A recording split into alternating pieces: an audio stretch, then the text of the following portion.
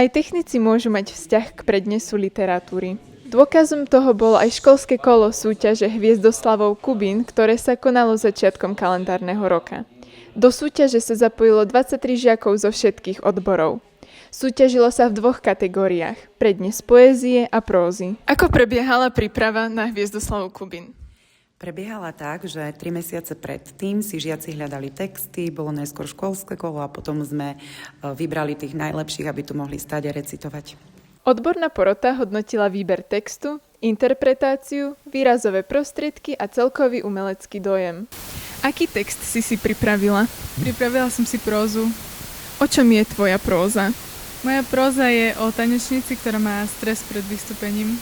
Máš aj ty stres pred vystúpením? Mám a veľký. Aké máš pocity po vystúpení? Tak po vystúpení mám výborné pocity. Keby si mal zmeniť jednu vec na tvojom vystúpení, aká by to bola? Tak naučil by som sa to určite lepšie nejako. V kategórii poézia prvé miesto obsadil Matúš Olách z 2. SB. Na 2. mieste skončil Dominik Mudrák z 1. EA, 3. skončila Nina Mlynárová z 3. SA.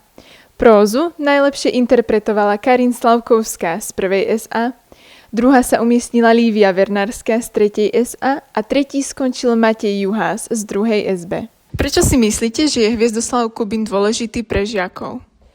Je to veľmi vhodné, aby sa žiaci učili verejnému vystupovaniu, aby sa nebáli vystupovať na verejnosti a zároveň si trénujú pamäť. Víťazi školského kola budú našu SPŠku reprezentovať na okresnom kole, ktoré bude organizovať Potatranská knižnica v Poprade.